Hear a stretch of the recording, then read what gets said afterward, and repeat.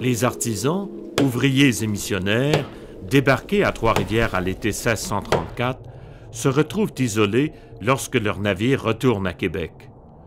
Leur survie dépend alors des liens qu'ils entretiennent avec leurs alliés amérindiens.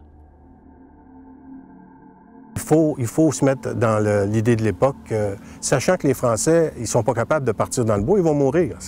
Ils peuvent pas quitter leur poste de traite, sachant que les Autochtones sont conscients, eux-mêmes, qui ont le contrôle sur la forêt, puis qu'eux autres peuvent vivre dedans.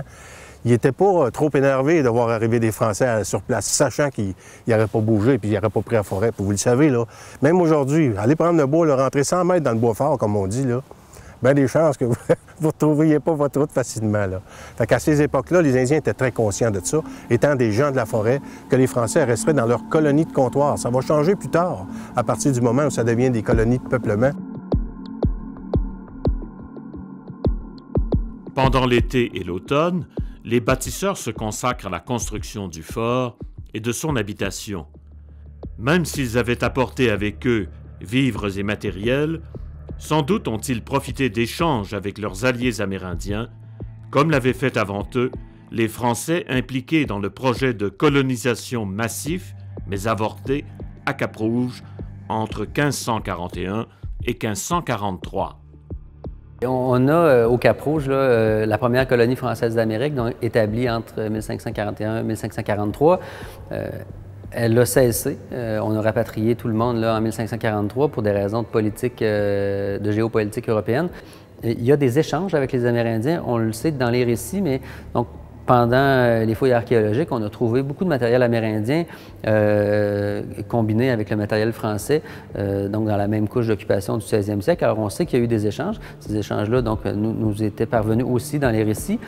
Et on a aussi, par les résultats des analyses archéobotaniques sur le site, on a découvert des grains de maïs, du tournesol. Donc on sait que par exemple, les denrées qui étaient produites par les Amérindiens se sont retrouvées dans le fort. On a trouvé aussi des objets qui peuvent être assimilés à du matériel de traite. Donc, on a des témoignages qu'il y avait des relations entre les Amérindiens et les Français.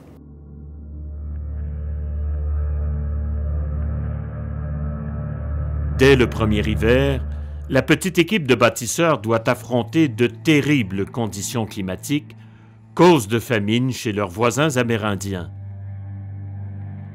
Nos Français et nous n'ayons apporté de Québec que les vivres nécessaires pour le nombre des hommes qui y résidaient, nous nous efforçâmes pourtant de les secourir, chacun de son côté, leur faisant la charité selon ses forces ou selon son affection. Pas un de ceux qui vinrent vers nous ne mourut de faim. Ces difficiles conditions finissent par avoir raison de l'endurance des Français. 6 d'entre eux meurent au cours du premier hiver. Leur corps sera enseveli dans le cimetière aménagé à l'extérieur du fort. Cet hiver passé, la maladie de terre ou de scorbut s'étant jetée dans la nouvelle habitation des Trois-Rivières, nous a donné une nouvelle occupation, mêlée de joie et de tristesse. Nous étions navrés d'un côté de voir souffrir quasi tous nos pauvres Français et d'en voir mourir quelques-uns.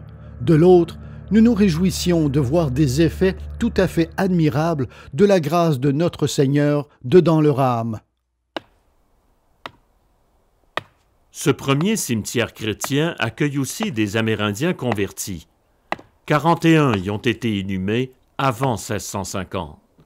Lors de fouilles effectuées il y a quelques années, à l'endroit probable de ce cimetière, les archéologues ont mis au jour cette sépulture avec parures et objets usuels. Ce serait celle d'un homme, un Amérindien, décédé entre 1630 et 1650, ce qui en ferait l'une des plus vieilles dépouilles autochtones mises au jour au Québec. Cet homme pourrait donc avoir vu, et peut-être même participé, à l'installation des Français. Pourrait-il s'agir du chef capitanal qui a négocié avec Champlain la construction d'un fort à Trois-Rivières? La question demeure sans réponse. Mais le chef amérindien a bien été inhumé dans le cimetière du fort. Ni instruit ni baptisé, Capitanal aurait tout de même demandé à être porté en terre par et auprès des Français. Tout cela lui fut accordé. Monsieur de Champlain a fait mettre une petite clôture alentour de son tombeau pour le rendre remarquable. Voilà qui démontre à quel point Français et Amérindiens ont entretenu des liens étroits.